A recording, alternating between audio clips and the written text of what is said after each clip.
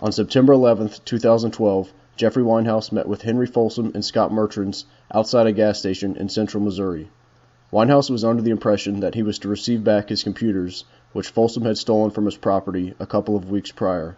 Yet less than 30 seconds after exiting his vehicle, Weinhaus lay on the ground in a pool of his own blood, shot 4 times by Henry Folsom. Weinhaus was helivac from the scene, later recovered, and is now caged, awaiting trial. Thus far, the situation can be described as a classic case of police employees protecting their own. You see, Weinhaus is an outspoken critic of government corruption, and Folsom and Mertrans happen to be employed at the Missouri State Highway Patrol. The lack of transparency surrounding this incident includes the fact that the investigation was done in-house. Both the shooter and the investigators work at the Missouri State Highway Patrol. The fact that statements made in the press release about the shooting differ objectively from what's heard on an audio clip of the incident that was later leaked. The fact that Weinhaus claimed to have video recorded the incident from his vehicle, yet the existence of the footage or even the camera itself has never been acknowledged by the investigators. The fact that, contrary to an explicit Missouri state statute, Folsom failed to notify Franklin County Sheriff personnel of his actions executing a search warrant. This episode of Cop Block is brought to you by FreeKeen.com. For over 16 years, Weinhaus, who goes by the handle Bulletin Man, has been sharing his recounts of double standards perpetuated by so-called public servants through print, a website, and videos. The tagline on his bulletin he publishes says, "Go ahead and take one. The man is not looking," so that gives you a little insight into the direction he's coming from.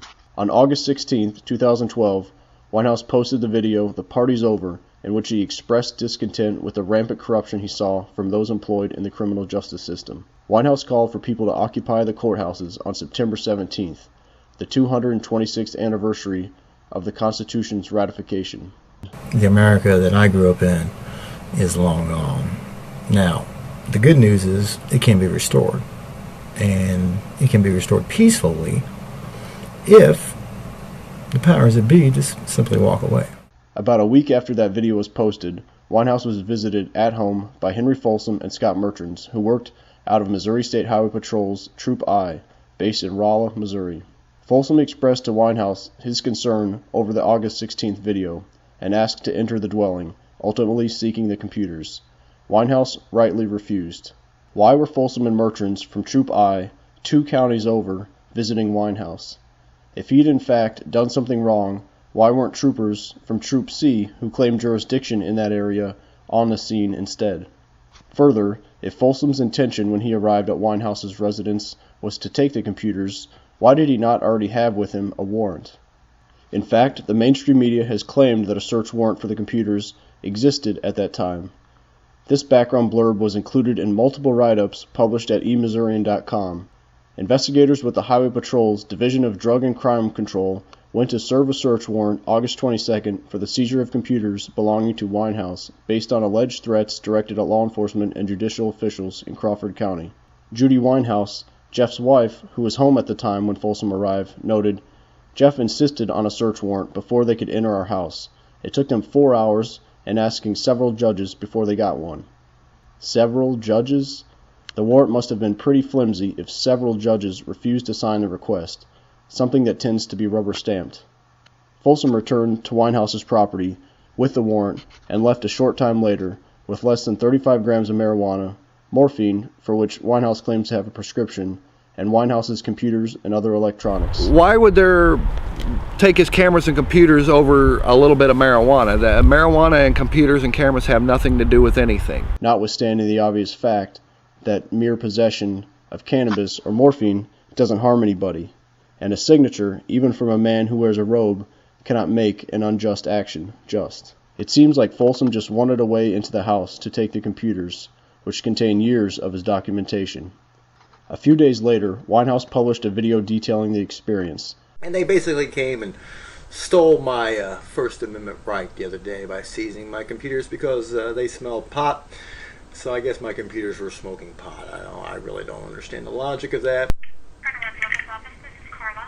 Hi Carla, how are you today? I'm just fine, thanks. You? You know what kind of troubled Carla? I've got a problem with some of your troopers there at the Highway Patrol, and I was hoping to speak to the colonel about it. My name is Jeff Weinhaus. I'm a reporter, and they basically have came in and seized my computers and cameras, and have taken away my First Amendment right. Wednesday the 22nd, Sergeant H.J. Folsom. I will be sure and pass this on. Later that day, Weinhaus received a call back from Kyle Marquette, an employee of the Missouri State Highway Patrol. Basically, what I wanted to tell you all is you need to fire that man. Because if you don't, we got a big problem. You know, I've went to court today to try to get this straightened out, and I couldn't get before a judge. I couldn't get no redress. And I really don't know where to go from here. He alleges I made threats, but, you know, it's nothing I haven't done before. I've been doing this 16 years, and I kind of go off on a tangent every other year or whatever. Yeah, I'm going to do everything I possibly can. We will be suing whoever we can sue because of all this, but it's really beyond the court system. I really believe the court system is flawed and is basically a fraud. But, you know, I mean, I don't know what else to do here, Kyle, other than just tell you guys what was up and pray that you do the right thing and relieve Mr. Folsom of his command or of his duty, because he's put you guys in a very precarious situation. Weinhaus, still without his computers, the tools of his trade, for 2 weeks, wrote and sent a writ of replevin to Folsom, and to help bring more transparency to area media and friends. He was asking the Highway Patrol to return his computers and his property by the end of the business day on September 11th, 2012. In his own words, therefore, good cause being shown, petitioner requests that said property be returned into possession of 2360 Highway K, St. Clair, Missouri, 63077, by the close of business September 11th, 2012. In the alternative, it will be confirmed that the Constitution of Missouri has been suspended, and that this body is acting in a de facto capacity under the color of law and is a fraud upon the Constitution. In a video update, Weinhaus again reiterated that his property be returned by September 11th. Don't always believe what you see, my friends, especially nowadays. But believe this. This is the greatest country on the face of the earth. And one day, very soon, we're going to be able to turn that flag right side up, because we're not going to be in distress anymore. We have every right, duty, and responsibility to replace the government today because they have failed their chief design. And when they can come into the office of the publisher and steal his computers, they got to go. So I'm begging you all, just go peacefully. I'm not trying to shut down the whole court system. Only thing I want is everybody who's in there on a non-violent, victimless offense to walk out. Charges dismissed, case closed, with prejudice. They walk free, and everybody's on probation for those things. They walk free too. You shouldn't have to pay to stay out of jail. That's extortion. When September 11th did roll around, Weinhaus was contacted by Folsom, who arranged to meet him at a MFA gas station just south of St. Clair.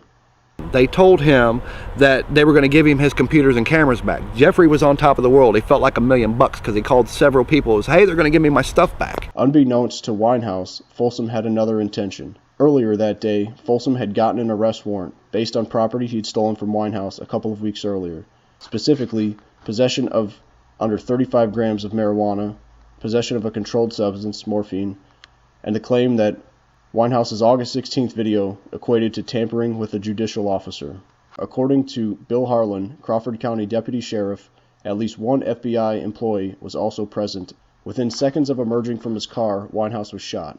Jeffrey was here 2 days before on 9/9/12 and talked to me and my boss and basically said that they were going to kill him. They were going to do something to him. He said they had been in their vehicles hanging out around his house, around him, and said that he was in fear for his safety. Highway Patrol officers say they had opened fire during a confrontation with an armed man. He's a man known for his criticism of government, who's had run-ins with troopers in the past. Now, this happened on Highway K in St. Clair, Missouri, in Franklin County, about 50 miles from downtown St. Louis. I'm told that he was meeting two troopers, a prearranged meeting, but he came armed with a gun. Missouri is an open carry state. It's not against the law. I mean, we get people that run through here all the time that's got guns just right out in the open. You don't have to have no carry permit here. You just do it. Same thing with Jeffrey. They don't want you to know that he had a .22 because it makes them look foolish. You don't go start a revolution or a shootout with the cops like they would have you believe with a 6-shot revolver .22. It just don't happen. You only have a .22 if you're scared, and that's all you have. The Highway Patrol says that he got out of his car and was armed and then started walking toward the troopers. There was a confrontation and then the troopers opened fire. One bullet hit the right side of his head, deflected off his temple, breaking his orbital, and exited at the top of his skull. A second bullet grazed his neck. A third bullet broke a couple of bones in his shoulder, and the fourth bullet just missed his heart, punctured his left lung, and lodged in his back. Weinhaus was helivaced 50 miles northeast to Mercy Hospital in St. Louis.